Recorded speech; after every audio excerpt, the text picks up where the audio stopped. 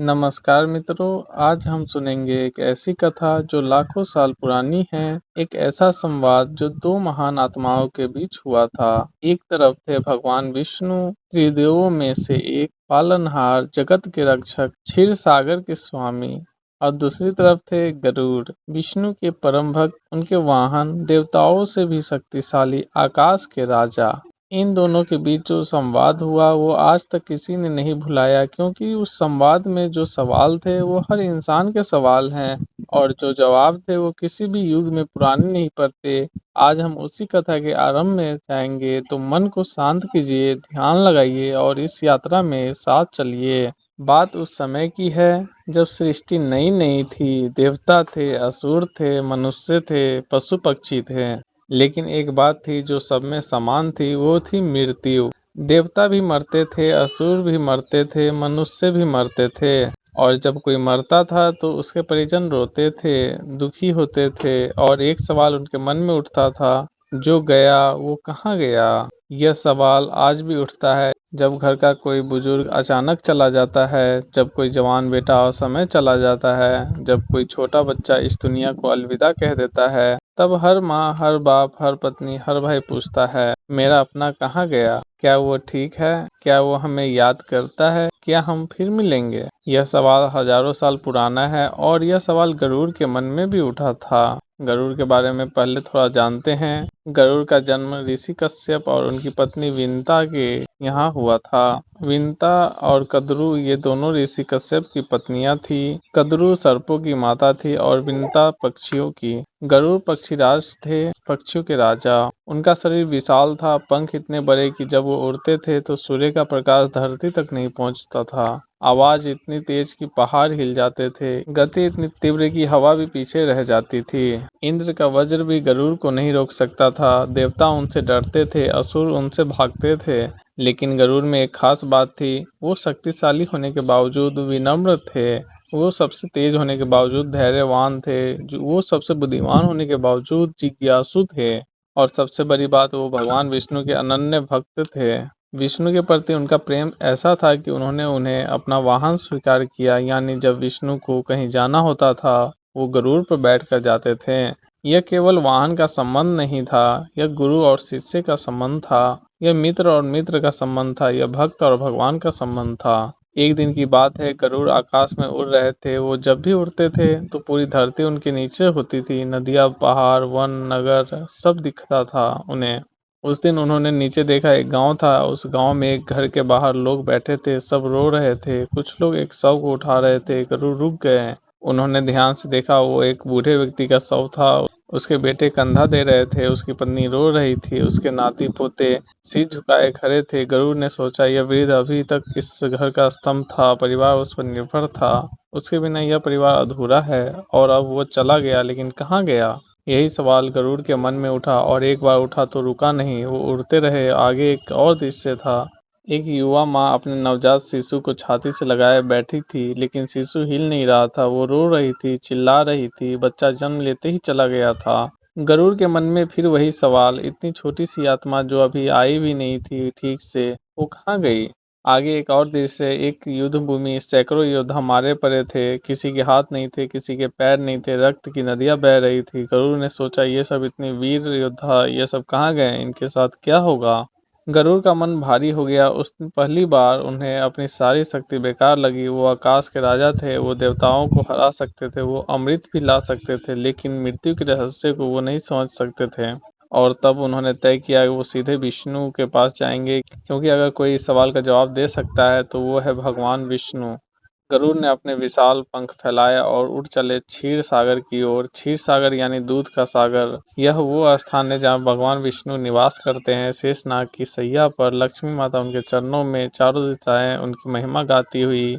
गरुड़ जब क्षीर सागर के पास पहुंचे तो उन्होंने देखा, भगवान विष्णु अपनी दिव्य सैया पर विराजमान थे। उनके चेहरे पे एक शांत मुस्कान थी, जैसे वो पहले से जानते हो कि गरुड़ आने वाले हैं। गरुड़ ने अपने पंख समेटे, वो विनम्रता से भगवान के सामने आए और झुक गए पूरी तरह। वो जो आकाश के राजा थे, वो देवताओं को भी नहीं झुकते थे। भगवान विष्णु के सामने उनका सिर स्वतः झुक गया। यही भक्ति की शक्ति है। जो सबके सामने अकड़ता है वो भी अपने प्रभु के सामने नत हो जाता है। विष्णु ने मुस्कुराते हुए कहा, गरुड़ आओ, बहुत दिनों बाद इस तरह आए हो, लगता है मन में कोई गहरी बात है। गरुड़ ने कहा, प्रभु आपसे कुछ छुपा नहीं है, आप सब जानते हैं, लेकिन आज मेरे मन में जो प्रश्न है वो मुझे चैन नहीं लेने दे रहे हैं। विष्णु ने कहा, पूछो गरुड़, निसंकोच पूछो। और गरुड़ ने पूछा। गरुड़ ने हाथ जोड़े और एक एक करके अपने सवाल रखे। पहला प्रश्न, प्रभु मृत्यु क्या है? मैंने आज धरती पर देखा, एक बूढ़ा गया, एक बच्चा गया, सैकड़ों योद्धा गए, लेकिन गए का अर्थ क्या है? शरीर तो वही रहा, तो क्या गया? दूसरा प्रश्न, जो आत्मा शरीर छोड़ती है वो कहाँ जाती है? क्या वो तुरंत किसी और जन्म में चली जाती है, या कहीं रुकती है, या भटकती है? तीसरा प्रश्न, यमराज कौन है और उनका न्याय कैसे होता है? क्या सच में हर इंसान के कर्मों का हिसाब होता है, या सब बस कहानियां हैं? चौथा प्रश्न, स्वर्ग और नर्क क्या ये सच में होते हैं, और अगर होते हैं तो वो कैसे पहुंचते हैं? क्या हर पाप का दंड मिलता है, क्या हर पुण्य का फल मिलता है? पांचवा प्रश्न, पुनर्जन्म क्या है? क्या हम सच में बार बार जन्म लेते हैं, और अगर लेते हैं तो अगला जन्म कैसे तय होता है? हमारे कर्म, हमारी इच्छाएं, या कुछ और? छठा प्रश्न, मोक्ष क्या है? इस जन्म मृत्यु के चक्र से मुक्ति कैसे मिलती है? क्या यह संभव है, और अगर संभव है तो उसका मार्ग क्या है? सातवां प्रश्न, और प्रभु सबसे जरूरी सवाल, हम जीते जी क्या करें, कैसे जिएं ताकि मृत्यु के बाद पछतावा न हो, ताकि इस जीवन का कोई अर्थ हो, यह बताइए। गरुड़ बोलते बोलते रुक गए, उनकी आंखों में आंसू थे। वो आकाश के राजा थे, लेकिन उस क्षण वो एक साधारण जिज्ञासु थे, एक शिष्य जो अपने गुरु के सामने खड़ा था। भगवान विष्णु कुछ देर चुप रहे। यह चुप्पी अजीब नहीं थी, यह वो चुप्पी थी जो किसी गहरी बात से पहले आती है, जैसे तूफान से पहले की शांति, जैसे सूर्योदय से पहले का अंधेरा। फिर विष्णु ने कहा, गरुड़, तुमने जो प्रश्न पूछे ये केवल तुम्हारे प्रश्न नहीं है, ये हर उस आत्मा के प्रश्न है जो इस धरती पर जन्मी है। हर माँ ने यह पूछा है, हर पिता ने यह पूछा है, हर बच्चे ने यह पूछा है, और जिसने नहीं पूछा वो या तो बहुत भाग्यशाली है या बहुत बेखबर है। इसलिए जो मैं आज तुम्हें बताऊंगा वो केवल तुम्हारे लिए नहीं, यह ज्ञान उन सभी के लिए है जो जानना चाहते हैं। लेकिन गरुड़, इस ज्ञान को सुनने से पहले तुम्हें एक बात समझनी होगी। गरुड़ ने कहा, बताइए प्रभु। विष्णु बोले, यह ज्ञान डराने के लिए नहीं, बहुत लोग इसे सुनकर डर जाते हैं, नर्क की बातें सुनकर घबरा जाते हैं, मृत्यु की बातें सुनकर उदास हो जाते हैं, लेकिन यह उद्देश्य नहीं है। यह ज्ञान जागरूक होने के लिए है, ताकि इंसान जाने जीवन अनमोल है, ताकि वो जाने कर्म का फल मिलता है, ताकि वो जाने अभी भी समय है।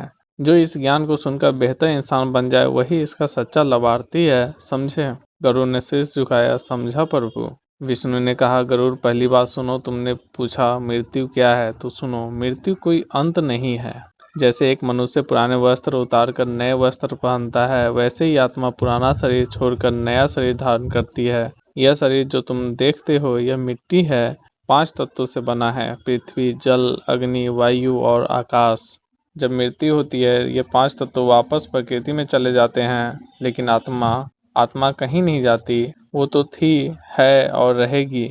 वो अजन्मी है, वो अमर है, वो अविनाशी है। जो इसे मारने वाला समझे वो भी गलत, जो इसे मरने वाला समझे वो भी गलत। आत्मा न जन्म लेती है, न मरती है। गरुड़ ने आंखें बंद की। यह बात उन्होंने पहले भी सुनी थी, लेकिन आज इस तरह सुनकर कुछ अलग ही लगा, जैसे पहेली का एक टुकड़ा जगह पर बैठ गया। विष्णु ने आगे कहा, अब दूसरी बात सुनो, अगर आत्मा अमर है तो मृत्यु के बाद वो जाती कहाँ है? गरुड़, यह धरती लोक है, यहाँ जीवन है, कर्म है, भोग है, लेकिन इसके अलावा भी लोक है। यम लोक है जहाँ कर्मों का न्याय होता है, स्वर्ग लोक है जहाँ पुण्य का फल भोगा जाता है, नरक लोक है जहाँ पाप का दंड भुगतना पड़ता है, पितृलोक है जहाँ पूर्वज निवास करते हैं, और मोक्ष है जहाँ पहुँचने के बाद कोई वापस नहीं आता। जब कोई मरता है तो उसकी आत्मा शरीर छोड़ती है, यमदूत उसे लेने आते हैं, और वो यात्रा शुरू होती है जो हर आत्मा को करनी होती है। लेकिन उस यात्रा में क्या होता है वो मैं तुम्हें विस्तार से बताऊंगा। गरुड़ उत्सुकता से सुन रहे थे। विष्णु ने कहा, गरुड़, तीसरी बात, तुमने पूछा यमराज कौन है, सुनो।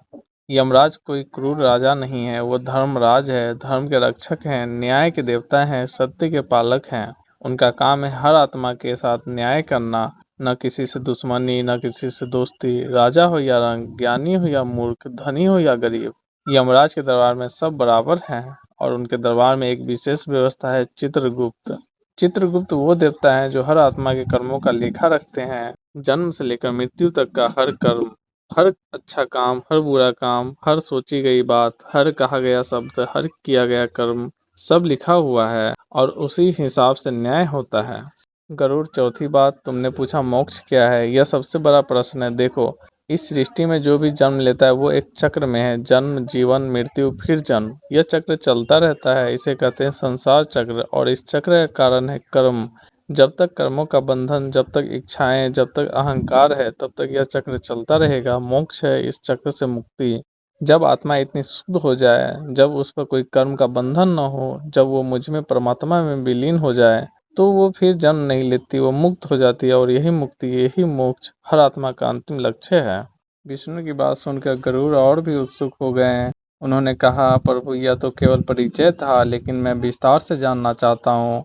मृत्यु के बाद की यात्रा कैसे होती है, पल पल क्या होता है? मृत्यु के बाद की यात्रा कैसी होती है, पल पल का क्या होता है? यमदूत कैसे आते हैं? आत्मा कैसे महसूस करती है ये शरीर छोड़ते समय? यमलोक तक का रास्ता कैसा है? यमराज का दरबार कैसा है? नरक में क्या होता है? स्वर्ग में कैसा जीवन है? पुनर्जन्म कैसे होता है? यह सब मुझे बताइए, ताकि मैं इस ज्ञान को सुरक्षित रख सकूं और ताकि जो भी यह ज्ञान सुनने चाहे उसे मिल सके। विष्णु ने मुस्कुराते हुए कहा, गरुड़, तुमने मेरे मन की बात कह दी। यही तो मैं चाहता था। यह ज्ञान केवल तुम्हारे लिए नहीं, यह उन सभी के लिए है जो इस संसार में भटक रहे हैं, जो मृत्यु से डरते हैं, जो जीवन का अर्थ नहीं समझ पाते, जो पाप और पुण्य में भेद नहीं कर पाते। इसलिए मैं तुम्हें सब बताऊंगा, विस्तार से, स्पष्ट रूप से, बिना कुछ छुपाए। विष्णु ने आगे कहा, लेकिन गरुड़, इस ज्ञान को शुरू करने से पहले मैं तुम्हें एक बात और बताना चाहता हूँ। यह बात छोटी लगती है, लेकिन यह सबसे ज़रूरी है। जो मैं बताऊंगा वो सुनकर बहुत लोग कहेंगे यह तो बस डर दिखाना है, लेकिन नहीं। जैसे एक वैद्य कड़वी दवाई देता है, मारने के लिए नहीं, बचाने के लिए। जैसे एक माँ डांटती है दुश्मनी से नहीं, प्रेम से, वैसे ही यह ज्ञान है। यह इसलिए नहीं है कि इंसान डर जाए और जीना बंद कर दे। यह इसलिए है कि इंसान सचेत होकर जिए, अच्छे कर्म करे, दूसरों के साथ अच्छा व्यवहार करे, और जब मृत्यु आए तो बिना पछतावे के जाए। क्योंकि सच्चा भय वो नहीं जो मृत्यु से लगे, सच्चा भय वो है जो जीते जी इस सोच से लगे, मैंने जीवन व्यर्थ कर दिया, मैंने किसी को दुख दिया, मैंने झूठ बोला, मैंने किसी का हक मारा और अब बहुत देर हो गई। वो पछतावा, वो भय सबसे बड़ा है, और यह ज्ञान उस पछतावे से बचाने के लिए है। गरुड़ बहुत देर तक चुप रहे, उनकी आंखें नम थी। उन्होंने कहा, प्रभु अब मैं तैयार हूँ, बताइए सब, मैं सुनूंगा, याद रखूंगा और आगे पहुँचाऊंगा। और इस प्रकार उस दिन क्षीर सागर के तट पर एक महाज्ञान का सूत्रपात हुआ। भगवान विष्णु ने गरुड़ के सामने जो ज्ञान खोला वो अनमोल था। उस दिन से यह ज्ञान युग युगांतर तक चला आ रहा है। ऋषियों ने इसे सुना, शिष्यों ने इसे आगे पहुंचाया और आज यह हम तक पहुंचा है। आज हमने जाना गरुड़ कौन थे, आकाश के राजा, विष्णु के परम भक्त। उनके मन में क्या प्रश्न उठे, मृत्यु, आत्मा, यमलोक, मोक्ष। विष्णु ने क्या पहला संदेश दिया, आत्मा अमर है, मृत्यु अंत नहीं है। और क्यों यह ज्ञान दिया गया, डराने के लिए नहीं, जागरूक करने के लिए। अगली बार हम जानेंगे मृत्यु के ठीक उस पल का क्या होता है, जब सांस रुकती है, जब आत्मा शरीर छोड़ती है। उस पल की पूरी कहानी बहुत विस्तार से। कमेंट करें। जय श्री हरि, जय गरुड़देव।